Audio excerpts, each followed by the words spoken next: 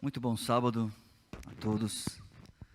Vou colocar aqui o próximo, aí o pessoal da sonoplastia equaliza, hein?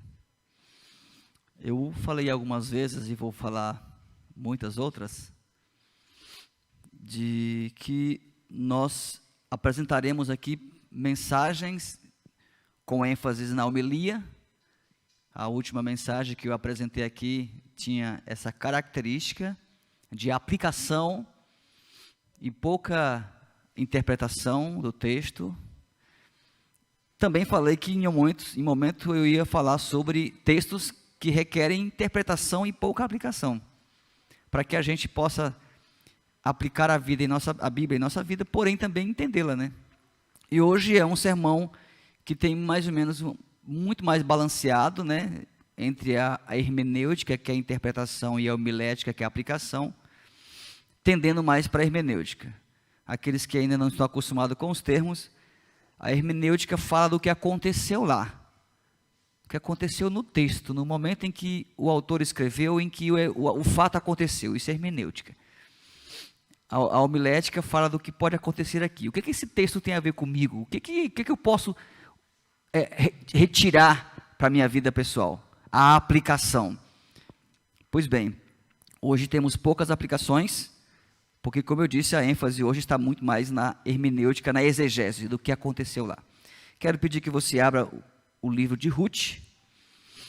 O livro de Ruth, ele fica depois do livro de Juízes e antes do livro de Samuel. Ruth, eu vou ler do 1 ao 6. E se eu me animar, eu vou ler até o final do capítulo aí.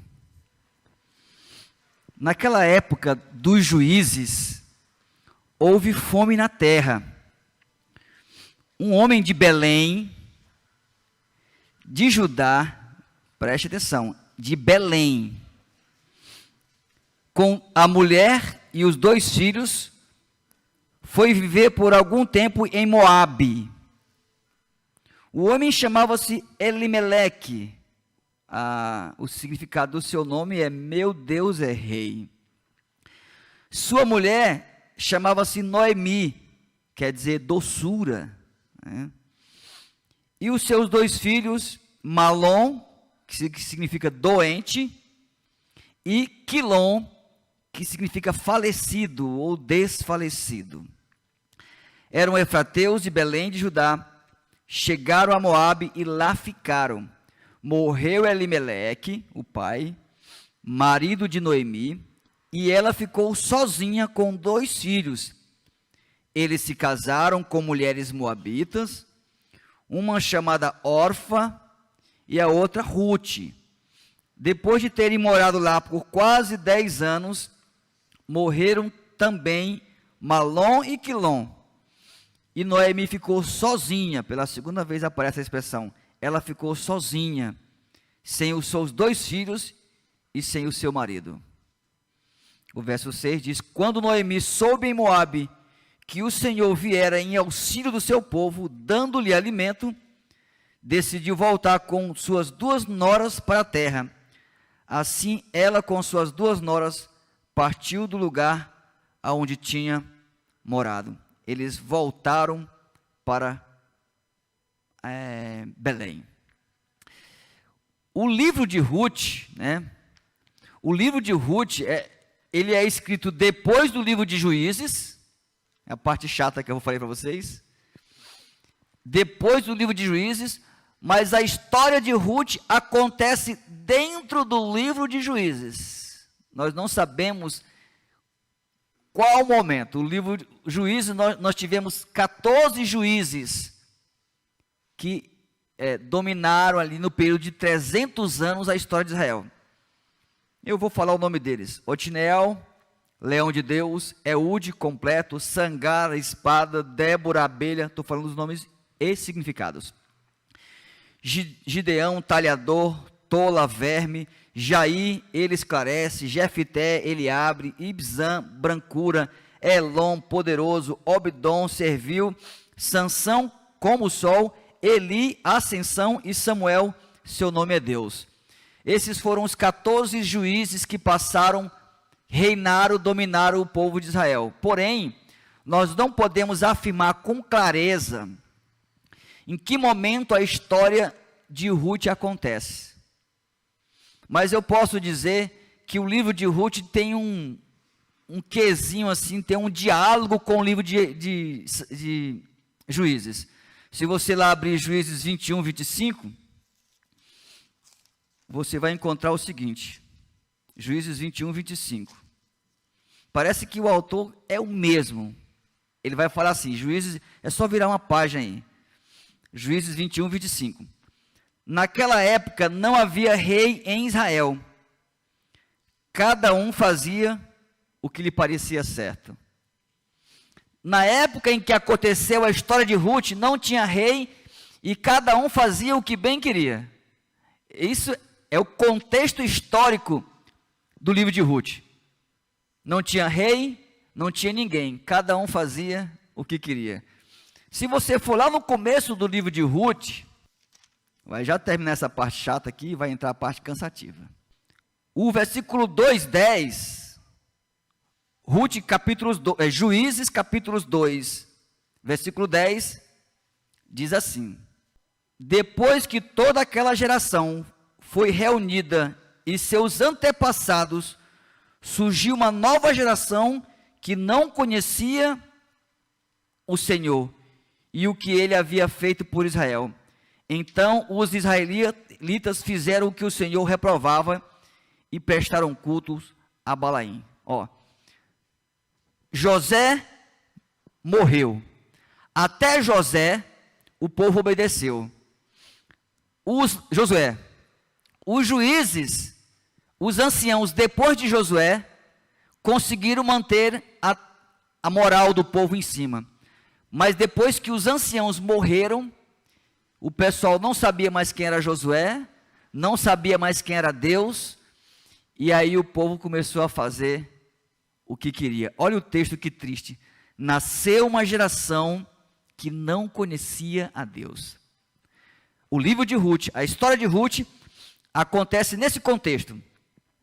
O pessoal não conhecia a Deus, e nem o que ele fez, não tinha rei e fazia o que bem queria. Esse era o contexto. Só para vocês terem ideia, no livro de Juízes, acontece 7 vezes esse padrão aqui. Chegar em casa, você pode ler lá. Eu grifei aqui na minha Bíblia, para ajudar aqueles que querem, que tem gente sempre que é doente por essas coisas, então eu vou ajudar aí. Aparece no capítulo 3, 2 vezes, no capítulo 4, aparece também no capítulo 6, aparece também no capítulo 10, no capítulo 13, aparece essa expressão aqui, rebelião. Os israelitas fizeram o que o Senhor reprovava. Aparece essa expressão 7 vezes. Punição. Assim o Senhor entregou nas mãos dos inimigos.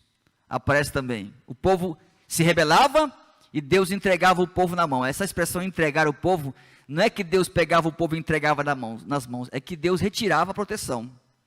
Lembra-se que o 10 mandamentos, a lei era uma proteção, tipo um arame farpado. Se o indivíduo pulasse esse arame farpado, ele estava desprotegido. Quando você quebra a lei, que você foge da lei, você está desprotegido. Quando você está lá 180 por hora, você está contra a lei, você está sem a proteção. Não é Deus que bate o seu carro, mas é que quando você quebra a lei, você está sem a proteção dela. Então o povo quebrava a lei e a expressão era: Deus entregava nas mãos dos inimigos. E depois vinha a lamentação, os israelitas clamavam ao Senhor, e por último vinha a libertação, o Senhor lhes dava um libertador. Exatamente o que Deus orientou lá em 2 Crônicas 7. Se o meu povo pecar, rebelião, e vir a peste, a fome, a doença, punição, e o meu povo que se chama pelo meu nome, clamar nesse templo, buscando a Deus, aí diz: eu vos enviarei a libertação. É o padrão. O livro de Juízes é uma cópia perfeita da oração de Salomão, em 2 Crônicas. Quando o povo pecar, serão punidos, eles irão clamar e eu irei socorrê-lo. Nessa época, esse era o padrão. Infelizmente, hoje, nós estamos passando por uma situação muito semelhante de situação, mas nós estamos sendo orientados a não ir à igreja, a não aclamar. Esse é o padrão da ciência. Mas vamos lá. O livro de Ruth está estabelecido aí. O que aconteceu? Teve fome em Belém. O que é que o povo deveria fazer? Fugir? Não, clamar. Mas eles não clamaram. O que é que eles fizeram? Eles fugiram. O tema de hoje da minha mensagem tem a dizer: o que fazer quando falta pão na casa do pão? Por que tem esse jogo de palavras? Porque o livro de Ruth começa assim: houve pão, houve fome em Belém. O principal alimento em Belém era pão. Por isso que lá chamava-se Betlehem. O hebraico, ele é gutural, então ele fala com a garganta. Betlehem. Betlehem são duas palavras. Bet, casa, e Lehem é pão. Belém quer dizer casa do pão. E o texto começa com a ironia: não tem pão na casa do pão. A fome é uma das coisas. Aqui, quem está presente sentiu vontade de comer alguma coisa e sentiu a barriga vazia durante 12 horas, talvez até mais do que 24 horas. Mas os que estão presentes aqui nunca sentiram fome. Tá? Nunca ninguém passou fome. Essa geração, eu acho que de quem tem até 50 anos, talvez não sabe o que é passar fome. Em Israel, para você ter ideia, se você quiser lá ver, lá em 2 Reis 6, 27 e 28, uma história interessante. Os assírios cercam Samaria, e a fome é tão grande que duas mães se reúnem com seus bebezinhos de colo, e falam assim: vamos sortear qual vai ser o bebê que vai ser cozinhado primeiro. As mães combinam, matam, uma tem o azar, mata o filho, e o filho então é tratado ali, colocado na panela, e então é devorado do canibalismo. Mães, teve gente que se assustou aí, está lá em 2 Reis 6, 27 e 28. E aí a mãe vendo aquela situação de como que o filho morria, de como que ele era tratado, de como que ele era despejado na panela, a outra mãe se arrependeu, falou: não, isso aí eu não quero com meu filho não. E aí a mulher foi reclamar para o chefe: olha rei, ontem nós comemos o meu filho, eu e minha vizinha, e hoje ela não quer ceder o filho dela para a gente comer. Então, isso é fome, entendeu? Fome não é esse negócio de vontade de comer, não, fome mesmo. A fome que chega um momento em que você perde até a vontade de comer, porque não tem mais força para isso. Então, a fome é uma das coisas que tira a sua inquietação, o seu raciocínio. Eu sei isso porque eu li, mas eu nunca passei fome. E eu acho que essa geração que está me ouvindo aqui não sabe o que é fome. Eu conheci no Maranhão pessoas que passaram fome. Eu não sei se você sabe o que é labigó, calango. Labigó calango, é um jacaré desse tamanho assim, ó, a estruturinhazinha dele assim. E eu vi a geração antes de mim contar a história de que comia um calango assado.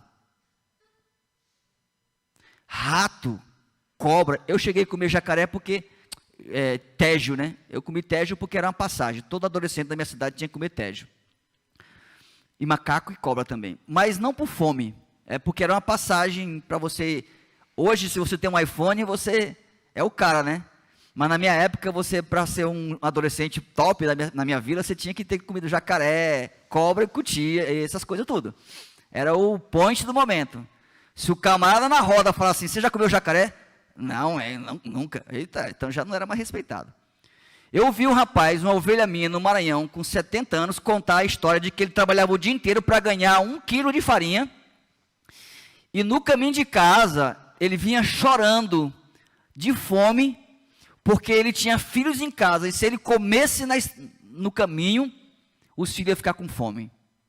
E a mãe, preocupada, mandava os filhos buscar o pai para ele não cair em tentação. E ele dizia: pastor, eu confesso que às vezes em quando eu dava uma na farinha. Ele conta isso chorando. Então nós não sabemos o que é fome, mas a fome, ela faz isso.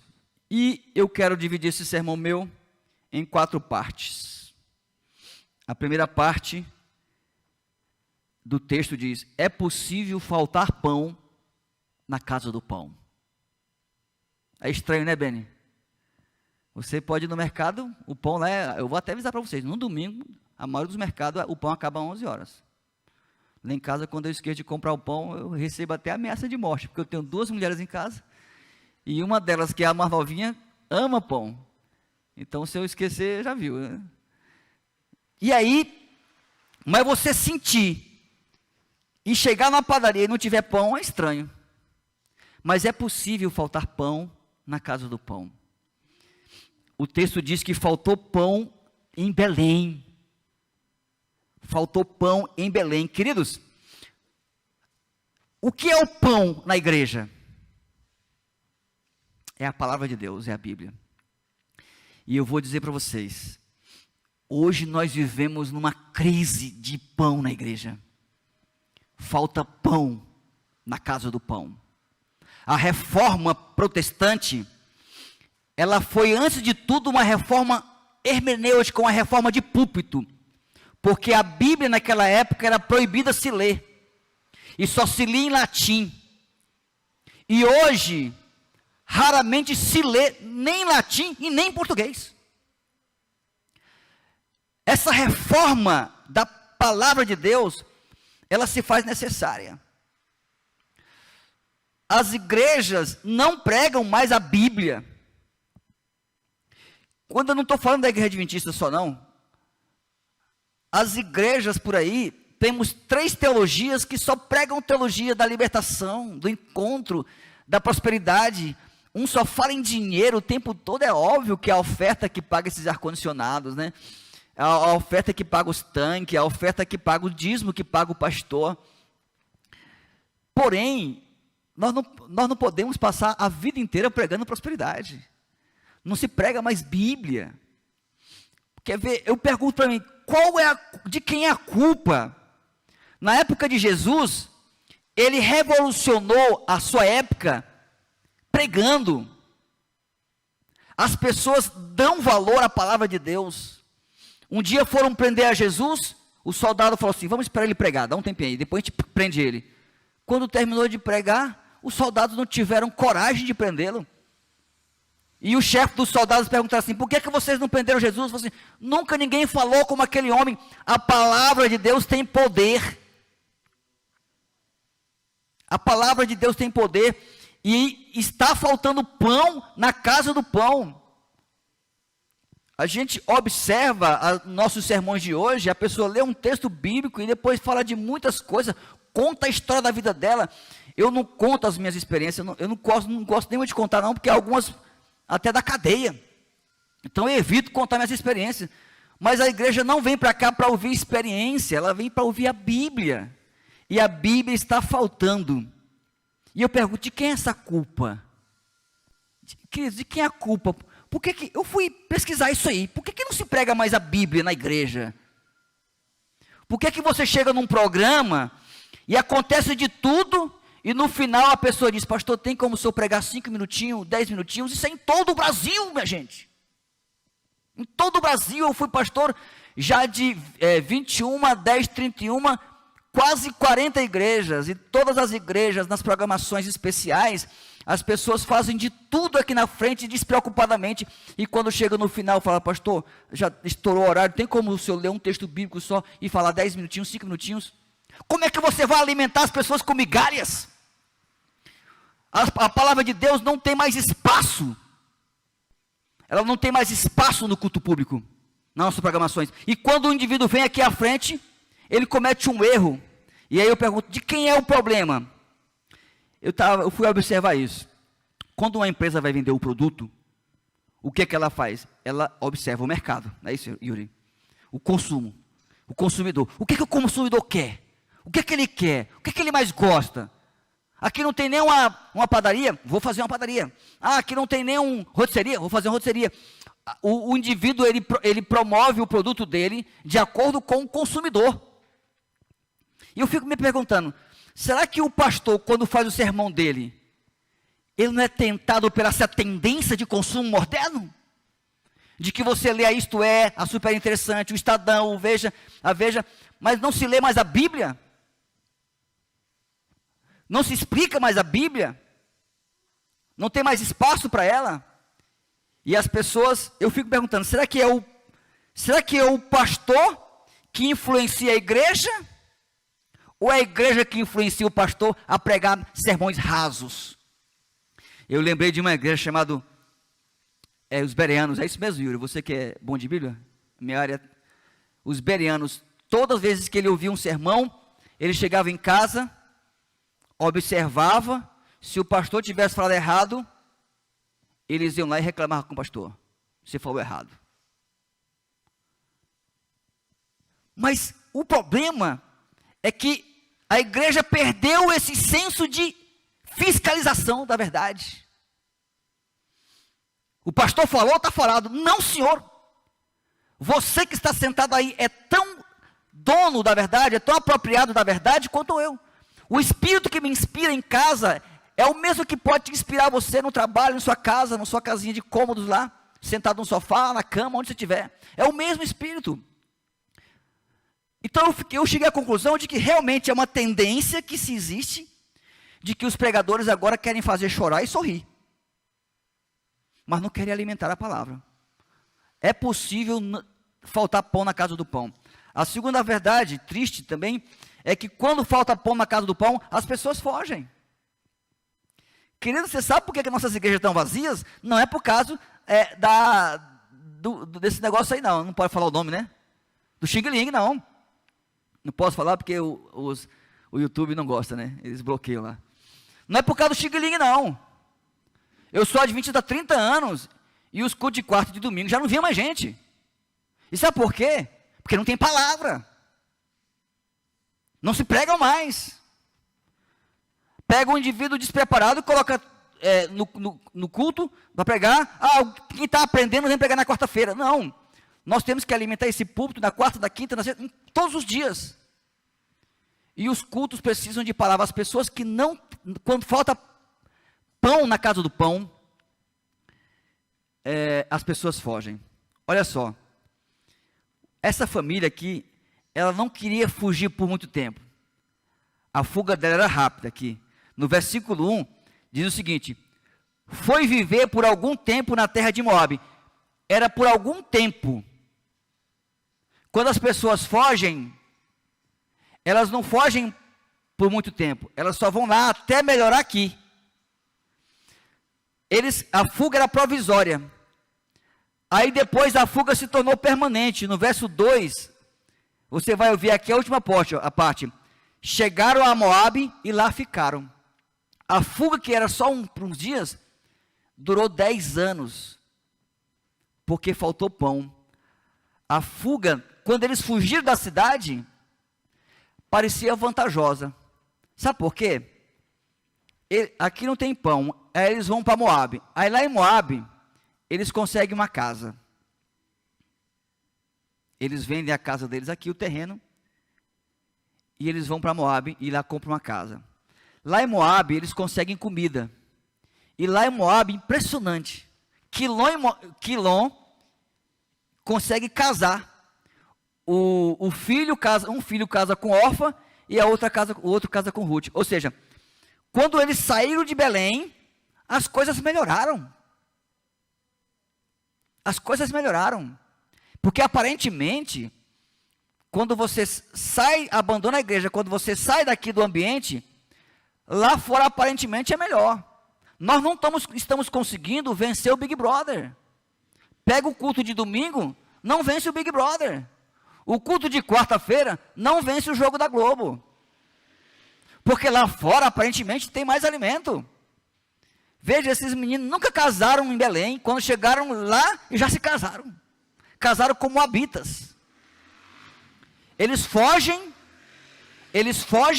e aparentemente, quando você sai da igreja, quando você foge da casa de Deus, as coisas melhoram. Eu visito pessoas aí, que saem da igreja, e elas dizem, pastor, eu estava assim, amarrado, e agora estou bem, estou trabalhando, estou feliz aqui, estou namorando, tudo bem, e está bem. Mas isso é só aparência, porque Deus nunca orientou ninguém a fugir. Olha só, 3 patriarcas. O primeiro, Abraão. Abraão teve fome e fugiu. Está lá em Gênesis 12, 12. Ele fugiu, e para fugir ele teve que mentir. Abraão 12 lá, ele teve que mentir. Abraão quando fugiu da fome.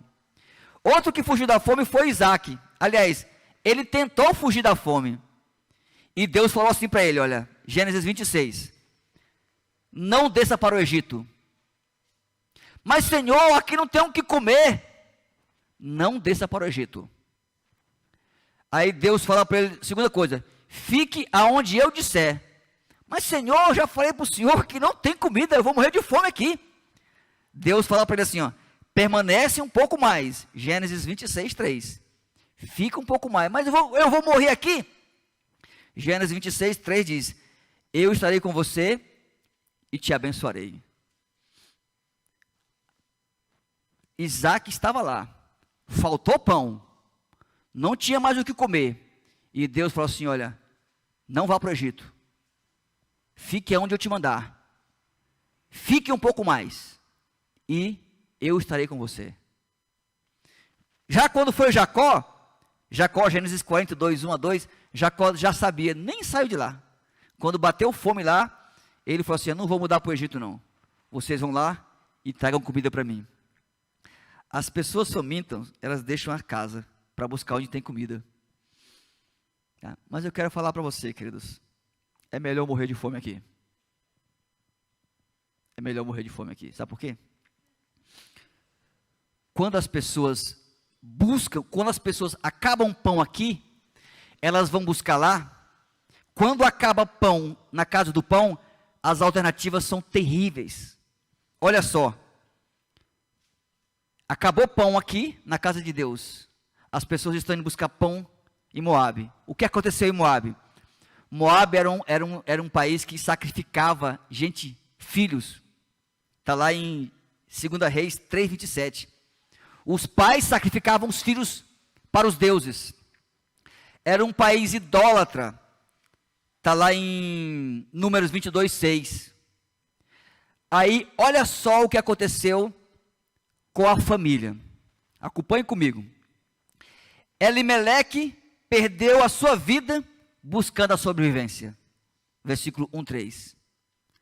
Ele, com medo de morrer de fome em Belém, ele morreu de outra causa, lá longe da sua família. Foi enterrado longe dos seus parentes, que para aquela época era uma mágoa muito grande.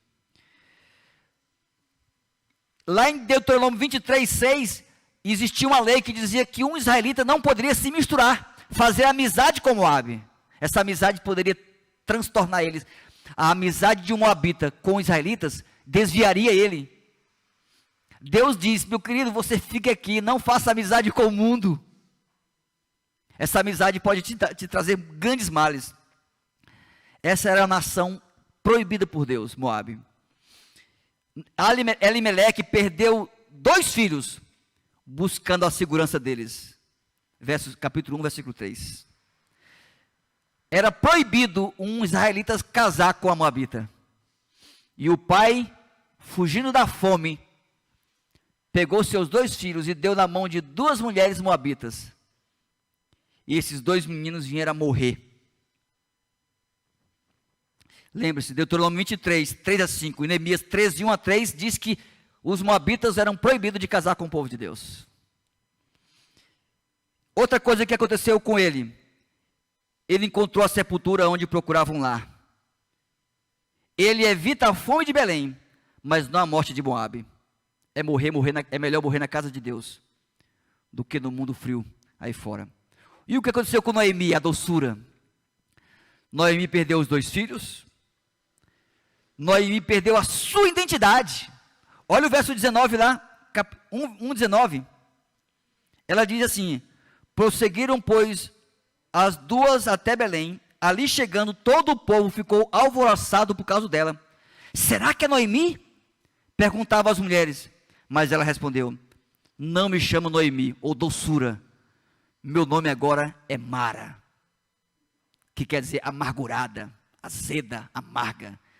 A doçura saiu da cidade em busca de alimento, mas ela perde o esposo e perde então os 2 filhos. E ela diz assim: meu nome agora é Mara. Ela perdeu a identidade. Quando você sai em busca de pão lá fora, porque aqui dentro não tem pão, a culpa é nossa, eu sei, mas o pão, a escassez aqui, ela é resolvida quando você clama a Deus e Ele manda o alimento. Mas se você vai afora para comer alimento de fora, você pode perder a sua identidade. A princípio parece bom, um novo casamento, o alimento em casa, mas depois vem as percas. Noemi perdeu a alegria. O versículo 21 diz que o meu nome, ela chega a culpar Deus, dizendo assim, ó: pois o Todo-Poderoso tornou minha vida muito amarga. Aí Noemi perdeu muitas coisas, esposo, filhos, e perdeu a sua identidade e a sua alegria. Querido, mesmo que aqui falte alimento, é melhor morrer de fome aqui. Por último, eu falei, por último, né? É isso mesmo. Por último, quando volta a ter pão na casa do pão, as pessoas correm para a casa do pão. Que alegria. Olha o verso 6, queridos. Olha o verso 6, 1:6. Quando Noemi soube em Moabe que o Senhor viera em auxílio do seu povo, dando-lhe alimento, decidiu voltar com suas 2 noras para a sua terra. Assim ela, com as 2 noras, partiu no lugar onde tinha morado. Queridos, houve a notícia, voltou a ter pão na casa do pão. E por que voltou a ter pão na casa do pão, queridos? Porque provavelmente o quarteto de ações, né? O povo se rebelou, o povo foi punido, o povo clamou e Deus enviou socorro. Era só esperar o ciclo. Noemi poderia ter emagrecido ali, poderia ter envelhecido um pouco mais, ela poderia ter passado fome, mas estaria do lado do seu esposo, do seu filho, dos seus 2 filhos, estaria ali, mas não, ela resolveu, queridos, sair da casa de Deus, sair da casa do pão, e comer frituras lá fora, comer alimentos gordos, alimentos que matam. Mas quando disseram o seguinte: tem pão na casa do pão, o povo correu de volta para Belém. Que maravilha! Há um rumor, agora voltou a ter pão em Belém, e aquele multidão de pessoas correram. Queridos, eu quero falar agora para os anciãos, e eu sei que tem ancião aqui me assistindo, tem 2 aqui, tem algum em casa, tem anciãos meus lá do Santa Quitéria, 3.000 quilômetros daqui, o Manuel que está assistindo com sua família ali, né? Uma família linda, maravilhosa. Eu tenho o Ribeiro que está assistindo lá do Pará, que está comigo, o Alex que está assistindo lá de São Luís, são anciãos meus, amigos meus. Eu quero dizer para vocês, queridos, quando houver pão na casa do pão, o povo volta, Bené. O povo volta. Nós temos que alimentar com qualidade. Quando disserem na igreja de Itapeva, agora tem pão, as pessoas virão. E o melhor, elas não virão só. O texto diz que quando houver pão na casa do pão, os filhos pródigos voltarão, mas eles não voltarão mais só, eles voltarão acompanhados.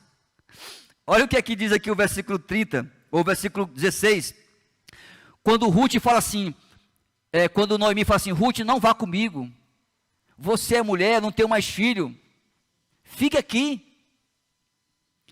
Aí Ruth falou assim, verso 16, não insista comigo, que te deixe, e que não mais se acompanhe.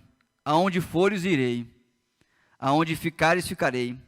O teu povo será o meu povo, e o teu Deus será o meu Deus. Versículo 17, onde morreres, morrerei eu, e ali serei sepultada. Que o Senhor me castigue com todo rigor, se outra coisa que não a morte me separe de ti. E Ruth voltou com Noemi. Quando tem pão na casa do pão, os pródigos voltarão, mas não voltarão sozinhos, eles voltarão acompanhados, porque todo mundo quer pão, e quer pão bom, pão de qualidade. Nós temos que servir pão. Agora, queridos, eu quero dar um recado não só para os anciãos, eu quero dar um recado para a igreja. O pastor, o ancião, ele tem que alimentar você, mas você tem que mudar os seus hábitos alimentares, é o que eu falo aqui. Porque a igreja está acostumada com alimentos mundanos. E quando você vem pregar um sermão que é bíblico, lhe causa uma estranheza. E se algum pastor falar alguma coisa errada aqui, ninguém jamais vai corrigir, sabe por quê? Porque quando você chegar em casa, você não vai pesquisar na Bíblia se está certo ou errado. Não vai pesquisar na Bíblia. Então, os pródigos voltarão. Eu quero terminar minha leitura rapidamente, agora já não dá mais nem para dizer rapidamente, porque já acabou o tempo. Dizendo que o livro de Ruth é um livro de amor. Quando você chegar em casa, leia o livro de Ruth. E procure Cristo nele. Cristo está nele. Só que Cristo está no livro de Ruth com o nome de Boaz. É a história de amor entre a igreja e Jesus. O nome da igreja ali é Ruth. Quando você estiver lendo a história de Ruth, você vai dizer assim: Ruth é a igreja e Boaz é Jesus. E a palavra-chave aqui, que vai aparecer no livro de Ruth, é resgatador. Aparece 4 vezes. 4 vezes a palavra resgatador. Goel, do hebraico.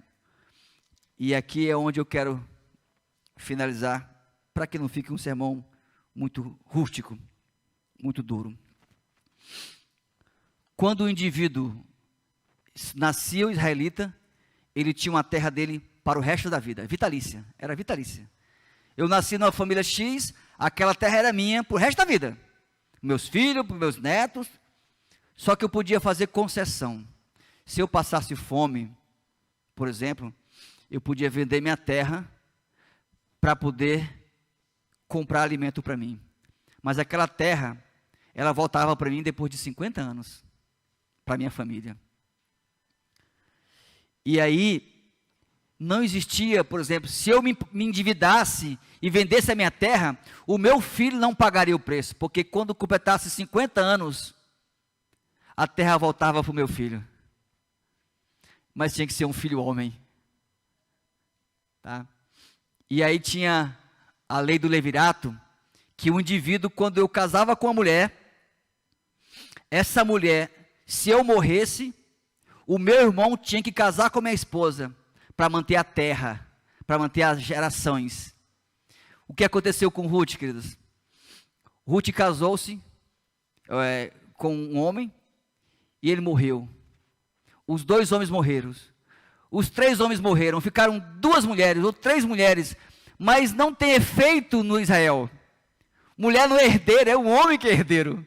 São 3 mulheres que têm terra, mas não podem fazer nada. Elas precisam de um homem, de um filho, mas Noemi não pode ter mais filhos. Ruth não pode ter mais filhos. Orfa não pode ter mais filhos. E agora essas mulheres são ricas, mas não podem usufruir da riqueza. Que triste. E agora Ruth se tornou escrava. Ela vai trabalhar para sustentar ela e sua sogra. Mas ela é rica, ela tem dinheiro, ela tem terras. E ela encontra um camarada chamado Boaz. Ruth é uma viúva, estrangeira, pobre e escrava. Ela encontra um homem israelita, rico e senhor. O que é que ele faz com ela? Ele casa-se com ela. É a única forma dele poder reaver de volta toda a riqueza dela, porque a lei dizia, ela tinha que casar com um parente próximo, e Boaz é o parente próximo dela, e ela casa-se com Boaz, e ela retém de volta toda a sua riqueza. Que história de amor linda, né? Ela está trabalhando na roça de Boaz, pegando migalhas, e Boaz olha para ela e se apaixona. Que mulher bonita, que mulher trabalhadeira. E tem mais, que mulher cuidando da sogra. Isso aí, qualquer homem é conquistado por isso. E aí ele vai e fala assim, eu quero me casar contigo. Então ele faz todo um esquema lá, e se casa com ela, e traz de volta a alegria de Ruth, e a doçura de Noemi. Ruth é a igreja, somos eu e você. Boaz é Jesus. Hoje nós temos riquezas, somos ricos, mas não podemos nos apropriar dela ainda. Mas o nosso casamento com Cristo nos devolve toda a riqueza que nos é conferida. É uma história de amor, é a história da igreja, é a história do cristianismo. Então, queridos, retornando ao meu pensamento anterior, o pastor Moraes, como eu disse, já digo várias vezes, eu demoro 10, 15 horas fazendo um sermão, porque eu me preocupo em trazer pão para vocês. Mas eu queria que você na sua casa não comesse só pão aqui. São 3 dias da semana. A gente tem que comer pão todo dia. Eu queria que você em sua casa se alimentasse do pão também. Porque na época de Israel era tristeza. Eles tinham dinheiro e vontade, só não tinham pão. Hoje nós temos pão, temos dinheiro, nós temos a faca e o queijo na mão, só não temos fome. Hoje nós temos tudo. O diabo já tirou a Bíblia de nós uma vez, e o povo enlouqueceu atrás de Bíblia. O que é que ele fez? Colocou 10 Bíblias na casa de cada crente, e o que era raro se tornou comum, e agora todo mundo ignora a Bíblia, Bíblia para tudo que é canto ali, jogada no chão. O diabo fez um esquema perfeito, todo lugar que você vai tem Bíblia, e aí ninguém mais liga para ela. Mas eu quero pedir para você, tem pão na sua casa, e vai ter pão aqui, não vamos fugir para Moabe, e se faltar pão aqui, é melhor morrer aqui, do que se esbaldar nas terras moabitas. Quantos aqui querem fazer um compromisso de Deus, com Deus, e dizer, Senhor, eu quero pão na igreja e em minha casa, todo dia, toda hora? Levante a mão, fique em pé.